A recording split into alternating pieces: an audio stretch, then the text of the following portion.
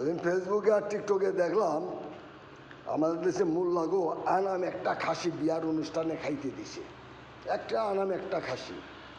তারা কি খুশি, আর কত মশালা দিয়া দিল খাইয়া, এই দেখা আনন্দের সাথে তারা বহুত মশালা দিল। আরে ভাই, আপনাদেরকেই বলছি যারা খাসি খাইলেন, ওই সমস্ত উলামায়ে কেরামকেই বলি, আল্লাহর রাসূল সাহাবা আজমাইন ওলিয়া উলিয়া গাউস কুতুব গুণ কি আপনাদের মতো এরকম খানা খাইছে? আখেরাত পন্থী যারা কবর, হাসর, ফুলসিরাত, মিজান, জাহান্নামকে ভয় করে, তারা এই দুনিয়ার ভালো ভালো খাবার খেয়ে খুশি হবে না, ভালো ভালো খাবার খাবেও না, কারণ এটা জাহান্নামীদের খানা। আল্লাহ পাক জাহান্নামী ব্যক্তি যারা হারাম পথে উপার্জন করবে, হারাম পথে টাকা রুজি করবে, তাদেরকে আল্লাহ এই দুনিয়ায় ভালো ভালো খাবারের ব্যবস্থা করে দিয়েছেন।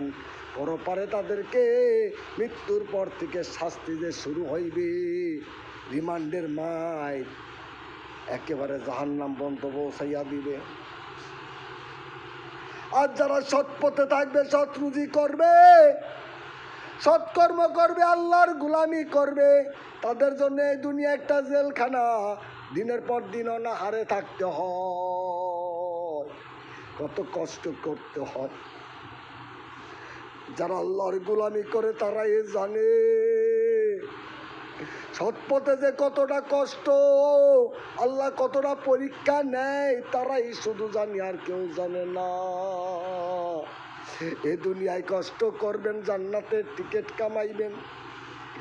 আর আপনি যদি আল্লাহর গোলামি করলেন না, নামাজ পড়লেন না, ভিখারি হইয়া কষ্ট করলেন, পরের কাছে হাত পাইতা পাইতা খাইলেন, আপনিও জাহান্নামী, আপনিও জাহান্নামী। ওই পাক জাতের কসম, আপনিও জাহান্নামী। কারণ আপনি আল্লাহর কাছে না চাইয়া বান্দার কাছে চাইছেন, শিরক গুনাহ করছেন। একদিকে শিরক গুনাহ করলেন, আরেকদিকে আল্লাহর হুকুমই মানলেন না, নামাজ কালাম তো পড়লেন না। আল্লাহ আপনাকে কি করিয়া মাফ করবে, জান্নাত দিবে? তাহলে আপনারা জাহান্নামী। আল্লাহ পাক আমাদের সবাইকে ইসলামের সঠিক পথে চলার তৌফিক দিক।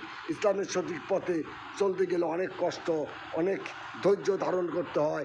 আল্লাহ ধৈর্যশীলকে ভালোবাসেন, এই কথা আল্লাহ বলছেন। আল্লাহ কোরআনেও বলছেন, আমি বান্দার পরীক্ষা নেই ফসল দিয়ে। ইমানের যত ধরনের পরীক্ষা আল্লাহ নেওয়া, আল্লাহ নেয়। বিনা পরীক্ষায় কিন্তু আল্লাহ জান্নাত দিবে না। আল্লাহ পাক আপনাকে আমাকে কবুল করুন।